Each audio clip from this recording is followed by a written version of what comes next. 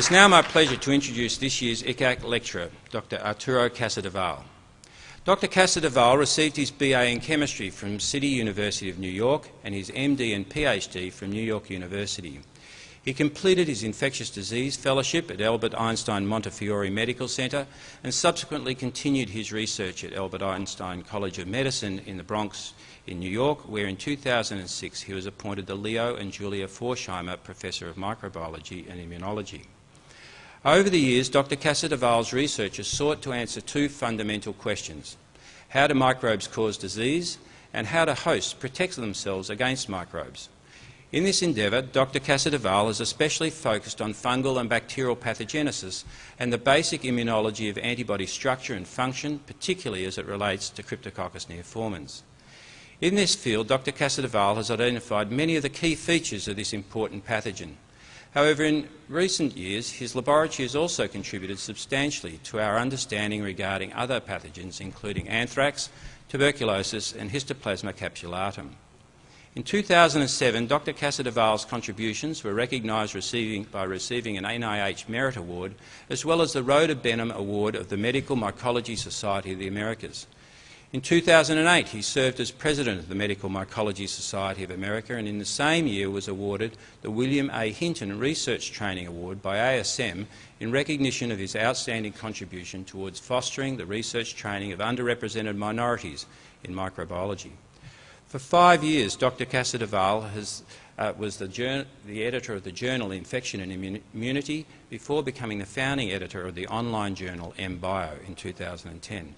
Dr. Casadevall has published over 540 scientific papers, 33 book chapters and 2 books on fungal disease. Please join me in welcoming Dr. Casadevall to deliver the 2012 ICAAC lecture, Fungal Disease in the 21st Century.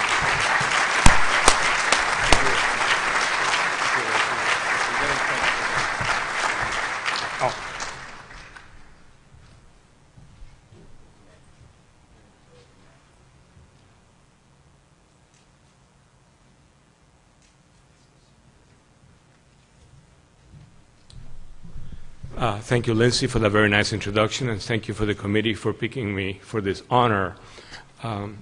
The title of my presentation, let's see if this goes. Should it be up there?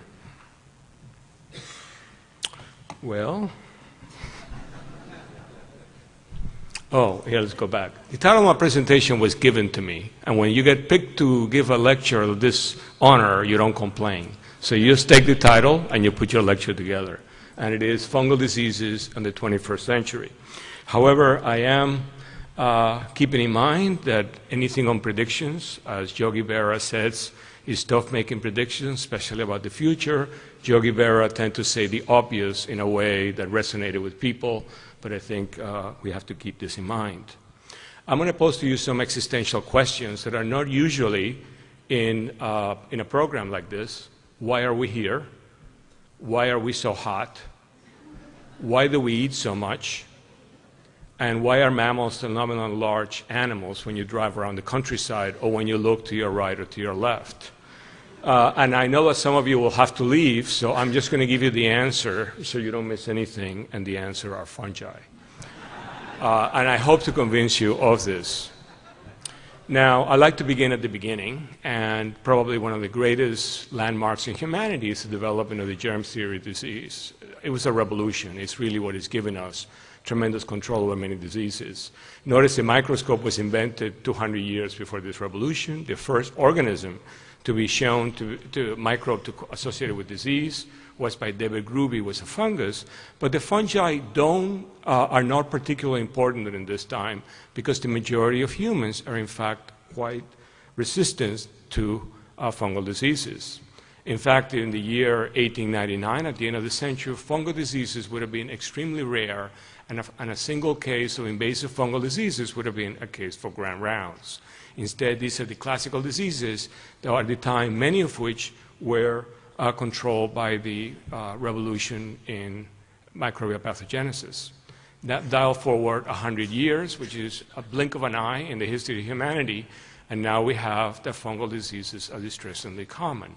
Well, what happened? What happened is that we changed the host.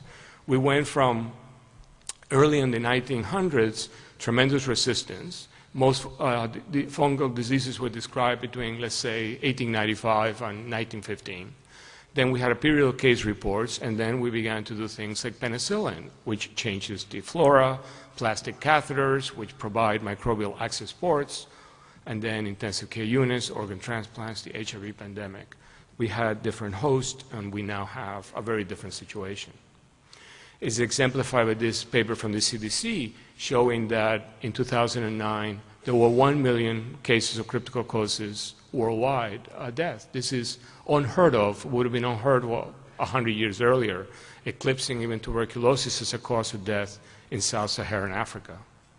So it raises the question, what's going on here? And perhaps we can take it more fundamentally. How do you make a pathogen? Well, it depends who you ask. If you find a microbiologist or a geneticist, they usually take a microbe and put something into it. And you end up with a pathogen, like a virulence factor. Immunologists think differently. They tend to think that you take a microbe and you make the host susceptible. And the problem is that neither one of them really can explain it. For example, immunization negates virulence. If you are vaccinated with vaccinia, it doesn't matter how virulent variola virus is. It simply behaves as a known pathogen. And for the immunologist, the problem here is that susceptibility often implies specificity, and not all hosts are susceptible to not all microbes.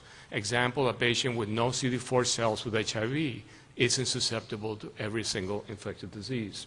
So to try to put this together, you need to have a general theory that accounts for the contribution of the microbe to pathogenesis.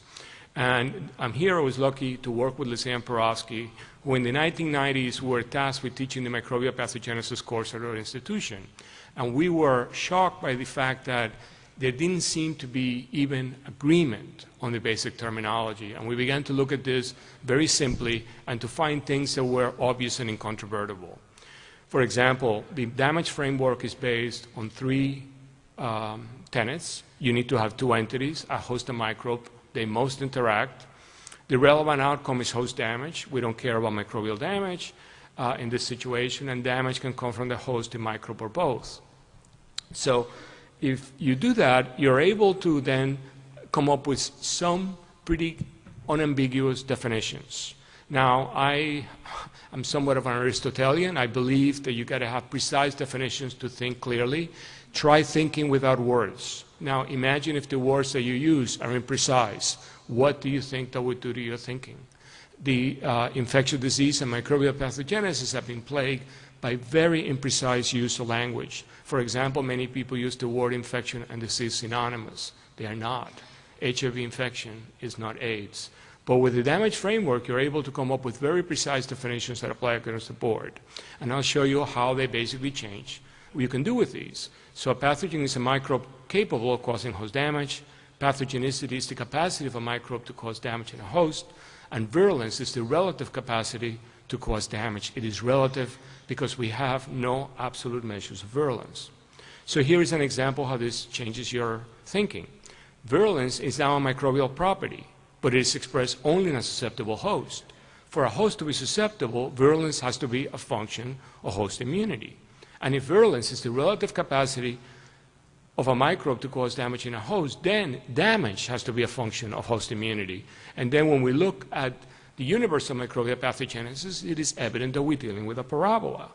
That the problem occurs at the various ends of the, you get into trouble with very weak immune system or very strong immune system. I think that will come as very little surprise to anyone here. But the beauty of this is that it frees you from a lot of definitions. For example, here you have a situation in which a microbe gives you a benefit. It's a commensal. As one becomes immunosuppressed, it can cause disease and cause damage. On the other hand, an allergic response to the same organism can give you disease at the other end. So the damage framework doesn't care about pathogens, commensals, saprophytes. It sees only microbes and hosts and asks the questions, where are you in the spectrum? I'll give you an example how you can use this. You can see it, for example, in all fungal diseases, you tend, in the weak immune, you tend to get dissemination and spread. But at the other end, you tend to get disease too. Aspergillosis, you can get hypersensitivity pneumonitis, histoplasmosis, mediastinal fibrosis, candidiasis. Vaginosis is now thought to be an overexuberant immune response, and there is increasing asthma, information linking asthma and cryptococcosis. Here is something you could do. You could go to the store and you could buy this. And I bought 3 of these for about $1.19 to make this slide. You don't need a license. You don't need to do anything to buy this in the store. But then you go home and you go to PubMed and you put this into and you find that these organisms can cause disease. Same organism that you buy in the store. And then here is a paper on patients with AIDS. So here you would call it opportunistic. And you'll see the problem that you get into with the labels right away. So you keep scrolling down in PubMed and you find that it causes disease in normal women. So what are you going to call it now? A primary pathogen? Same organism, opportunistic in one and a primary pathogen in another? And here's a situation where you're at the other end in which people get into trouble with this, and this baker needed to have the lungs removed, one lung removed because of massive inflammation. The damage framework allows you to put all these cases in one slide. Here's your AIDS patient, here is the baker with the nodule, and we don't know where women with vaginitis are. You could imagine some of them may have problems with a total-like receptor, polymorphism, and some of them may be having an overexuberant response. So this standing away from it gives you a very different perspective. I feel that one of the great problems that we have right now is the reductionism that is rampant in the field. Standard reductionist approaches have created all these fields that in fact exist almost independently of one another. The virologists live in a world that is very different than the bacteriologists and the mycologists, and yet pretty much everybody is working on the same thing. Yet we lack often the language to communicate because the emphasis in such details that in a way one cannot see the whole. It's become, in fact, an exercise in stamp collection. And I would point out to you that this causes tremendous problems. One of them is each host microbe interaction is unique. You often cannot extrapolate from one strain to strain within a field. All intracellular pathogenic strategies, for example, are different. If you learn all about Salmonella, I doubt it's going to help you very much with histoplasma or Cryptococcus, if you're basically looking at a very fine, detailed molecular level. I argue that there are no such things as model organisms, for how could there be models when each one is different? The uniqueness is down to the immune response. Every immune response is, in fact, different. So what are we going to do? How are we going to start putting all this together? Well, I would argue that we need to find patterns. And that once you find patterns, it will allow you to, in fact, think differently. Just extending away from microbial pathogenesis in the damage framework will give you a very different sense. Darwin looked at patterns. Here you can see, for example, the pigeon beaks, the insects, the finches, and the shells. You could argue that if he spent all his life looking at one of these, he would have missed the big picture. And in fact, in 1859, he published The Origin of the Species. It was all thought, very few experiments in the world. He was not an experimentalist. It was all descriptive. He had no mechanism, and without a mechanism, he probably couldn't have published this in 2012.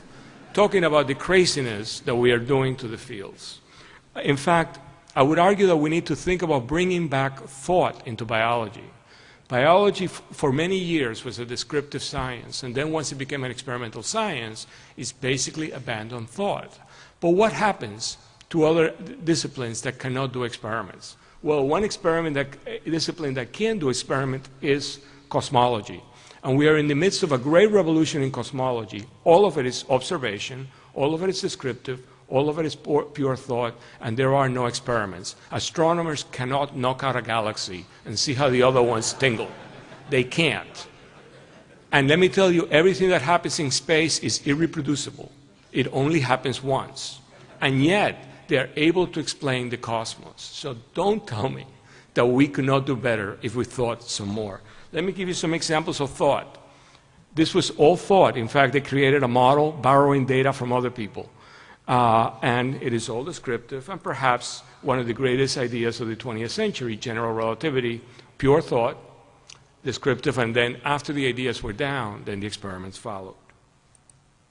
So looking at trying to put thought into bigger pictures, I am not interested in, the bug parade, that is the viruses, the bacteria, the parasites. I'm interested in looking at things from much more holistic. And one thing that I found that works is if you divide this as to whether you acquire from hosts or directly from the environment. All viruses are acquired from hosts, many parasites, most bacteria, and very few fungi. We'll talk about it. These tend to be communicable. They have a very limited host range. For example, you cannot give HIV to your dog. They tend to be free-living, not free-living, and there is a pressure on the microbe not to kill the host. Environmental microbes are very different. They are not communicable. For example, most endemic fungal diseases are not communicable. Anthrax is not communicable. They tend to have a very broad host range, as I mentioned it. They tend to be free-living, and the selection pressures for causing disease are unknown. But interesting, these are the only kind of organisms that have been shown to cause extinction, and we are now in the midst of an amphibian catastrophe. The amphibians made it through all the great extinctions in the geological record until recently, when many of them are threatened by a single fungus, a chytrid, and this organism kills every last member of the species and then goes into the water and waits and then affects other hosts. It has no need for a host. The pathogenic fungi can be divided into two same categories. So the host-acquired Candida albicans you got from your mother, Tinea pedis, and all the dermatophytes, you get them from places that are inhabited by other humans, like possibly checking into a hotel room. It doesn't mean that you have disease. You're infected. Everyone is infected with this stuff. To get disease, you need to disrupt the host-microbe relationship. You have to give antibiotics, steroids, and you get candidiasis, or you need to put socks and shoes and sweat on them with a little cut, and you may end up in this situation. These organisms, the other organisms, are very different. You get them directly from the environment, and then they tend to cause disease in hosts with impaired immunity of a very large inoculum. We're going to focus on one organism for a few slides, and then we're going to try to generalize and see if we can come to some big picture ideas. So I work primarily in this organism called Cryptococcus uniformans. It is acquired by inhalation. It's contained. Practically everyone in this room has been infected. Many of you are chronically infected, and don't worry, provided you don't get immunosuppressed, you will not get cryptococcosis. It is contained in granulomas. However, if there's a weakening immunity, it can disseminate and can go everywhere. I would point out to you that you can change those pictures with TB or histoplasma, and you could end up with the same picture. However, one thing that makes Cryptococcus very different is that it's a transkingdom pathogen. It can also cause disease in plants, and I'll point out to you the enormous breadth these organisms have for causing havoc on other hosts. This slide represents 20 years of work from our lab and a few other labs. And what I'm showing you here is a very complex life cycle, and I am not going to take you through it. I want to make one point, and I'm going to do that. Hopefully these movies will play, and see what happens here. Oops, one is going. Let's see if this one goes too. So this one, you're going to see a macrophage burst. In that one, you're going to see a very different story. You're going to see that this Cryptococcus replicate inside, and look what they're going to do. They're going to come out, probably about now. They come on. They're using up my time. So they already come out, but look, the interesting thing is the cell's still alive. And if you think that's Brownian motion, keep watching, and look what it does. They replicate, and if you need more convincing, you're going to see that one is going to walk off the field. This is enormous sophistication, folks. This organism can do almost anything a virus can do. It can do non-lytic exocytosis, it can lyse a macrophage, it can spread laterally from cell to cell, and yet what should be most disturbing is this stuff lives in the soil. Why does it have such sophistication? Why can it do that to macrophage? Well, many years ago, Judy Steinbergen, who was a graduate student in our laboratory, showed that you could replicate many of these phenomena in amoeba. And in fact, you could kind of go back and forth, as I'm about to show you. So if you make a movie like that in today's day and age, you can enjoy it for about 5 minutes before somebody comes up to you and begins jumping up and down and say, what's the mechanism? What's the mechanism? And if you manage to answer that, which only takes you probably a decade of work, then they ask you, does it happen in vivo? Well, I'm happy to give you a sense of the mechanism and to tell you that it does happen in vivo. So Cryptococcus can get out without wrecking the nest. We got some insight into this from the virology literature, the work of Carl Kierkegaard, who showed that poliovirus, I think it was poliovirus, it was one of the viruses, actually manages to get out by subverting the autophagy. And here you have the same phenomenon with an organism that you can see. This is Cryptococcus makes an autophagosome, and this becomes very important in order to the exocytosis. There are a variety of other things that are involved. This, by the way, the autophagy story has also just been published in Infection and Immunity. The phenomenon of non-lytic exocytosis can be demonstrated in vivo. This was done with labeling macrophages, putting in the crypto, putting the macrophages back into mice, and recovering them, and we found that most of them were empty. So this phenomenon probably has an important aspect in pathogenesis, and the organism may get out of the lung in a Trojan horse in a macrophage and then empty it in the circulation, such that the single cell will then be able to get into the CNS.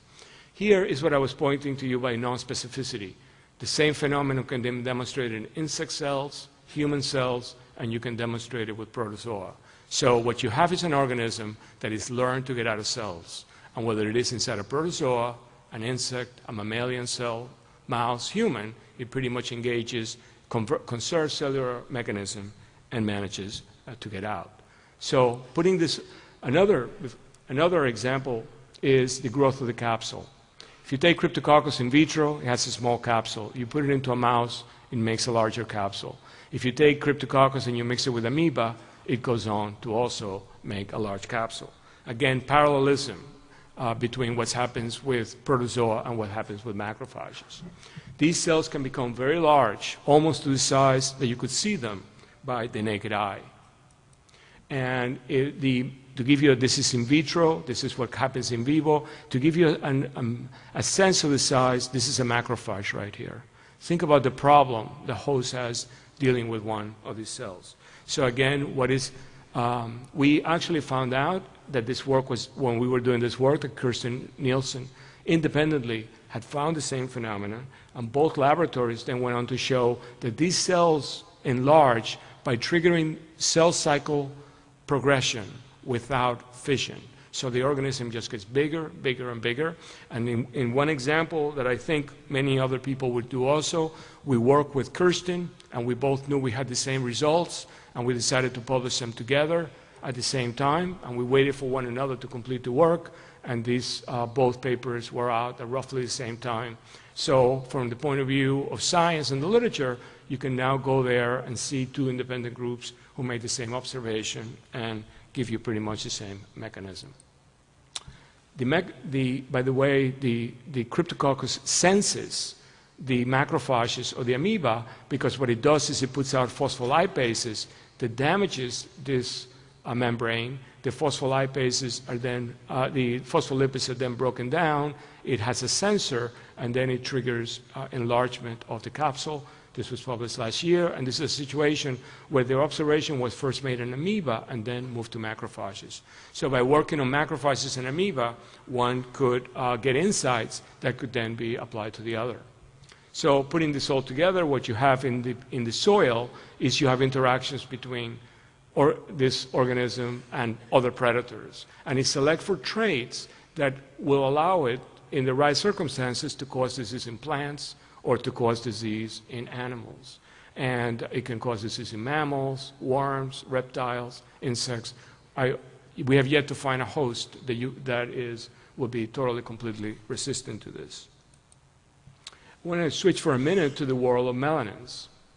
So melanins are found in all pathogenic fungi, and melanins are important for virulence. Melanins are what gives your skin the color. Here is a truffle that melanizes. The ink of a squid are melanin particles, and many plants repair themselves by making melanin patches. Cryptococcus makes melanin, and it's the same melanin that is found in your skin. So this slide summarizes many, many years of work But what you need to know is that the melanin is put on the outside in the cell wall such that it can interact with outside insults. And that can be UV light, heat, enzymatic degradation, your favorite oxidant, defensins, heavy metals, and for clinicians, very importantly, it will make Cryptococcus develop acquired resistance to amphotericin B and caspofungin. We believe that part of the reason that you cannot use caspofungin with this organism is because melanin makes it completely resistant to it. Incidentally, the azoles are not affected by this. But what I was going to tell you about fascinating aspects about melanin comes from a story that begins in Chernobyl. So as you know, Chernobyl in 1986 had a chemical explosion that resulted in massive contamination. The Soviets built a sarcophagus around it. The sarcophagus is in danger of collapsing, and there is a plan now to build in another structure around it. But one of the things that the European Union did was to send in a robot that collected samples from the reactor core, and they found that there were 37 fungal species, all heavily melanotic, growing on the rods. And I found that extremely interesting. So one idea may be that the melanin protects against radiation. The answer is yes, but that could not be the whole story because fungi are enormously resistant to radiation. Another hint came because the soils around Chernobyl are turning black as the flora is replaced by melanotic organisms. So then the next hypothesis was, could the fungi be using radiation for food? And working with Kate Darachova, who's a nuclear chemist at our institution, we spent a lot of work, and we were able to show that this was in fact the case, that melanin can capture electromagnetic radiation and has a primitive system for promoting oxidation reaction and resulting in biological useful energy. I will tell you that we thought that this was a really interesting phenomenon, so we sent it to a one-word journal. You know those journals that have a single word? And spent a year there. And they didn't want it. They gave it to us after a while with stuff. So we went to another one-word journal and also spent another year. And they again make us do more work, and they didn't take it. We were very happy to publish it in +1. But here is the nicest thing that happened. All those journals would not publish our work, but they had to write articles about it. So I ask you, would you rather be part of the news, or would you rather be part of the articles? And that actually becomes a very interesting question, because Ferric Fang and I have been studying the process of publication and what happens to papers. And about a year ago, we calculated the retraction index of a journal and plotted it versus the impact factor, and we came with this very interesting relationship. And in fact, we published this, and then it raises questions that a paper in one of these journals may be at greater danger of retraction than one of these journals. And to the credit of science, they replicated our curve. So this is, again, not quite fungi, but something to think about. Always think. So the only real criticism that we got of this was that, we really needed to demonstrate that the electromagnetic radiation interacted with melanin. Because the idea was, this is so energetic, X-rays can go through everything. We needed to show it. And here, in collaboration with Josh Nosanchuk, our institution, and Kate and many others, we eventually did show it. But the conclusive data comes from this man, Charles Turek, who made a melanin electrode and then put it in a beam and got a current. And to me, there is no way around it. I mean, if you can make electricity from melanin and gamma rays, then we thought that nature should be able to do the same. And I would point out to you that the International Space Station is being overrun with fungi. This is a not well publicized information. Every time a ship goes up to the space station, it opens up the vent, delivers more spores. And you can see that they attack things. And one idea is that in the high energy radiation of space, some of these fungi may proliferate. So looking at virulence factors, what appears is that mammals and amoeba, for many of these, they tend to have the same function. The capsule tends to work the same. In the environment, though, they often have different roles. And so what it appears to be is that these virulent factors are nothing more than tools. And in different situations, they would give you different survival advantages. So once you begin to realize that the fungi can interact with amoeba, and that, for example, and that the interactions are very similar to what happens to macrophages, then you keep thinking, and then it takes you to a very different place, which is to imagine long time ago, but let's say before the land animals came. So the fungi and the amoeba have been interacting for millions of years, probably more than 1 billion years. Land animals only appear in the geologic record about 450 million years ago. And for most of this time, it's the age of the reptiles. And then something happens at the KT event, and we have the change between a reptilian megafauna to a mammalian megafauna. And when you look around you, to your right and to your left, you see examples of the mammalian megafauna. Most of the large animals you see today are, in fact, mammals. And the question is, could fungi at all have impacted this phenomenon? Well, I have two questions that trouble me. One of them was, if the reptiles were so fit, why did they not reclaim the earth? Reptiles need only about 1/10 the energy that you do. If you were an alligator, you will only have to eat once a week. Today, the same meal could last you a long time, and that is because they don't use a lot of energy. They make lots of progeny. They don't bother taking care of their kids. And they do extremely well. So file that. Why didn't we have a second reptilian age? And then file the second question. Why are there so few fungal pathogens of mammals? Fungi are the major pathogens of plants and insects. There's no question about that. Very few fungal species cause disease in mammals. And in fact, most fungal diseases were discovered in the 20th century, and they didn't become significant till we began messing around with a host. Adaptive immunity cannot explain this. All vertebrates have B and T cells. The reptiles have great adaptive immunity. So does amphibians. Yet the reptiles and the amphibians get into a lot of trouble with fungal diseases. And we are dealing at a time of catastrophic amphibian declines. So we cannot say that this is the result of immunity. However, John Perfect, which I think published some terrific work on this, and he basically gives us a hint of what's going on here. He studied the rabbit model with Cryptococcus. And for example, you can take a huge inoculum of Cryptococcus and you give it to a rabbit, and the rabbit clears it. However, you can give a cryptococcal infection in the testicle, and then the animal has cystic orchitis. However, if you give steroids, the rabbit dies. So what you're seeing here is you're seeing synergy. You're seeing synergy between temperature and adaptive immunity, something that you have, but something that none of the other vertebrates have, unless they happen to have endothermy. We looked at the fungal susceptibility to temperature, thermotolerance, and this was done by Vincent Robert, who basically did bioinformatic tools by interviewing a collection. And what you can see is that most fungi do well at ambient temperatures. But at this distant region, after 30 degrees, there is a very sharp drop-off, such that for every degree, you can exclude 6% of fungal species. You go from 34 degrees to 35 degrees, 6% of fungal species. Think how much degree of protection you're getting from a couple of degrees.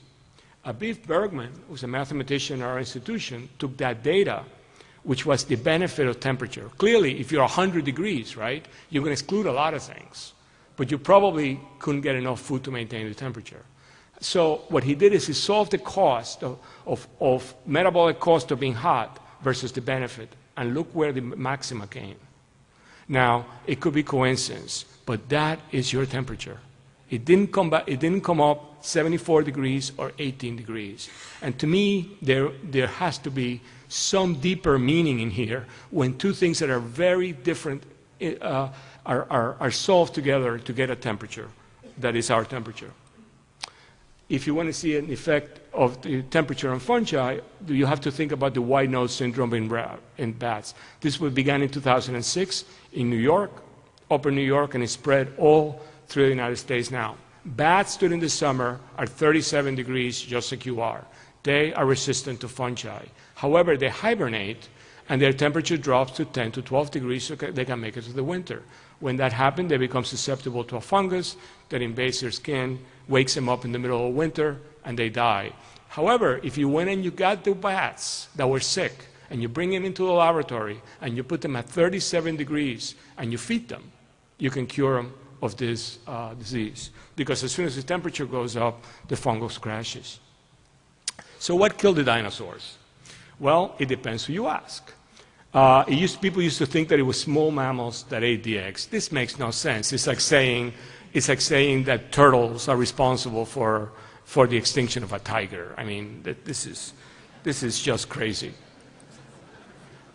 This is another crazy idea, but it's out there, so I thought I would share it with you. It's the scientific explanation of dinosaur extinction based on smoking. A more serious one is the possibility that Deccan trap 65 million years ago could greatly change the climate, and this would have happened within 1 million years of the rock from outer space that is thought to have hit the Yucatan Peninsula. This is the main theory that knock off the dinosaurs. However, there are others out there. This was published last year in Current Biology. And let me tell you, this is real. I mean, somebody went out there and calculated the amount of methane that these animals put out and figured out that they could have warmed up the planet. Not even without running around in SUVs, just passing gas, you know? This is a funny one, but here you can see another idea. Here's a dinosaur crashes a flying saucer, and an extraterrestrial knocked them out. And I will not comment on the next one, but I think you could just read it quietly. I don't want to insult anybody. So, the Cretaceous world and its end. So, this is my own drawings out here.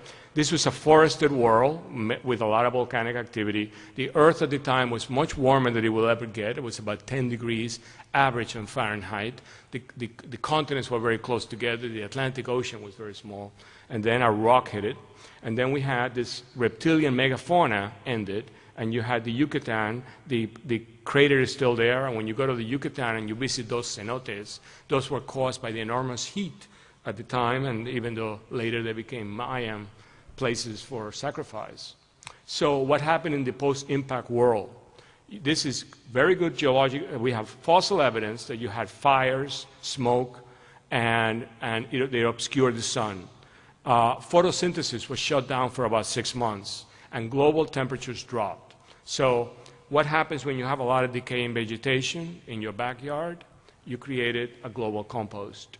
You had massive amount, these are evidence for massive amount of fungal proliferation.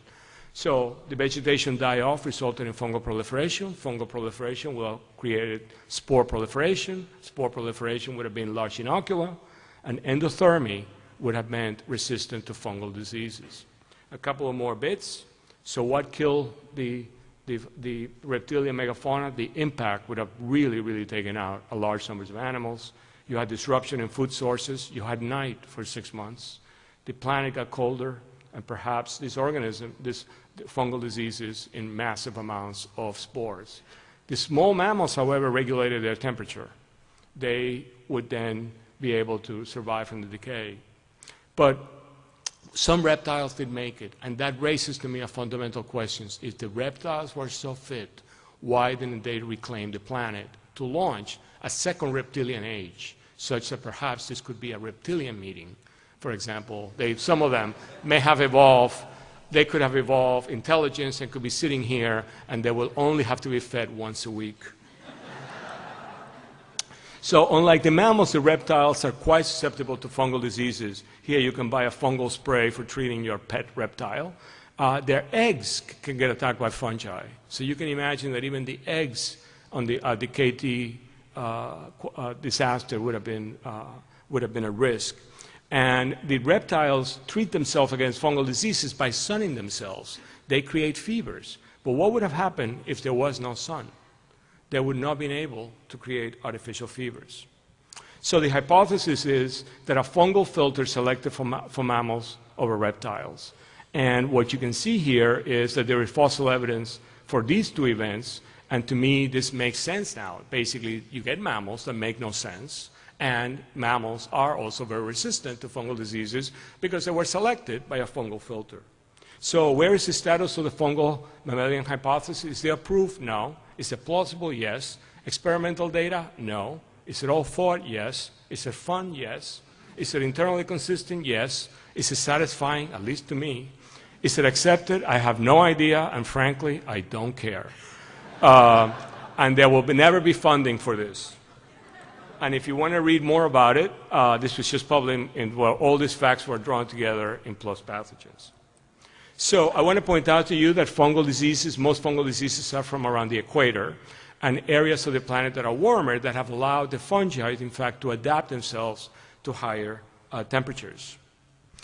What protects us against fungal diseases is this distance between the human temperature and the ambient temperature.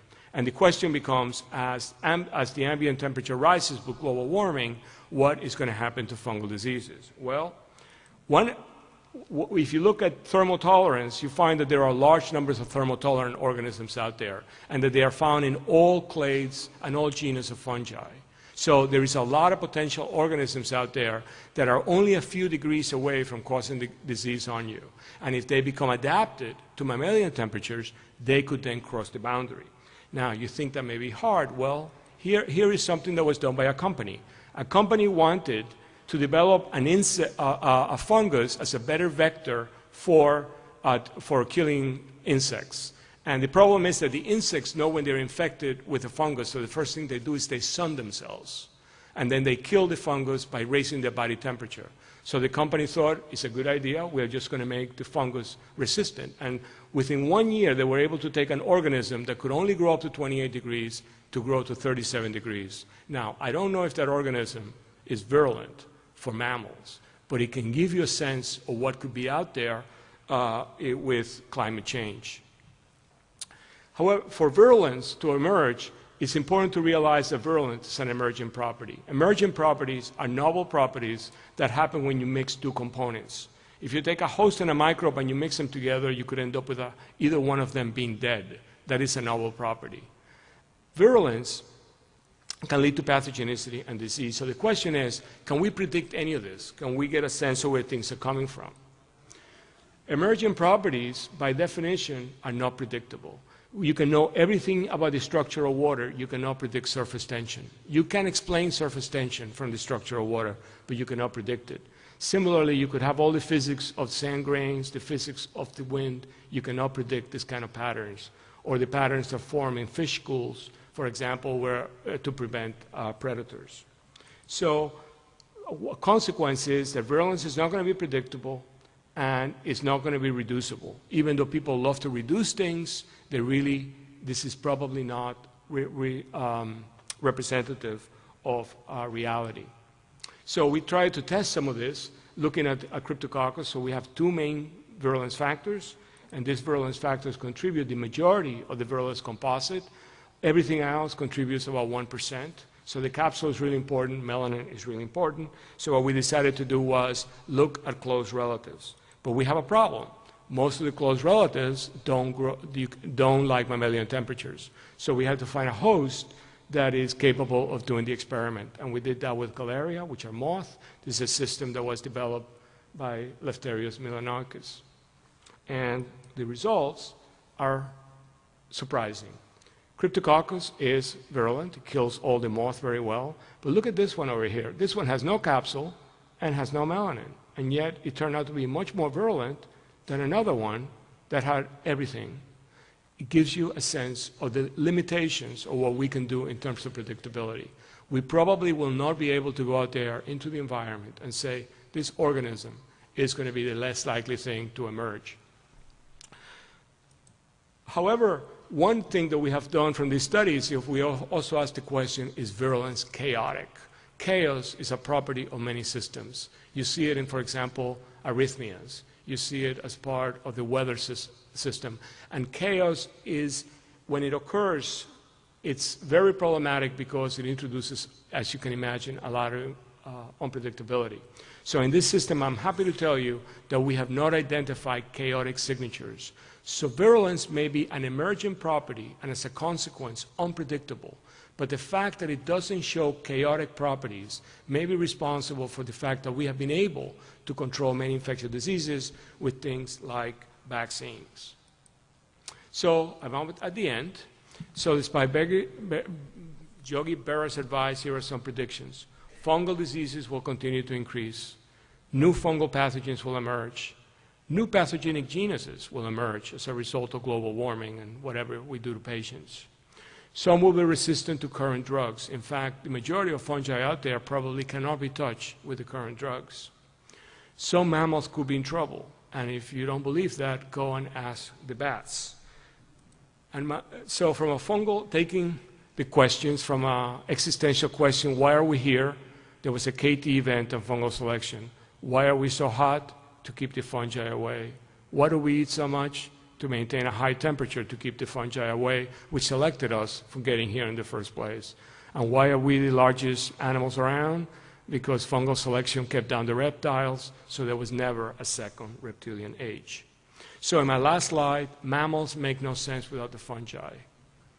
Most of your caloric intake is used to maintain body temperature, and you eat 3 times a day to keep the fungi away.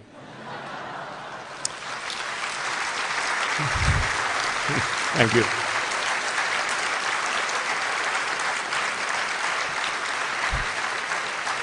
Thank you.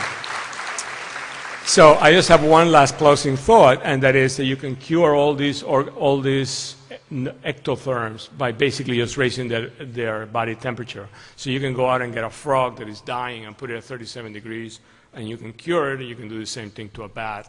So if global warming keeps going, maybe global warming will save the frogs by roasting the chytrid, giving you an example that everything has a yin and a yang. Thank you very much.